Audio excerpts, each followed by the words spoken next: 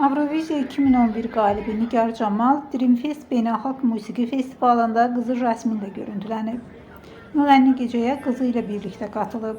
Nigar festivaldan əyləndikləri anları sosial şəbəkədə paylaşıb. Qeyd edək ki, Nigarın 2 qız evladı var.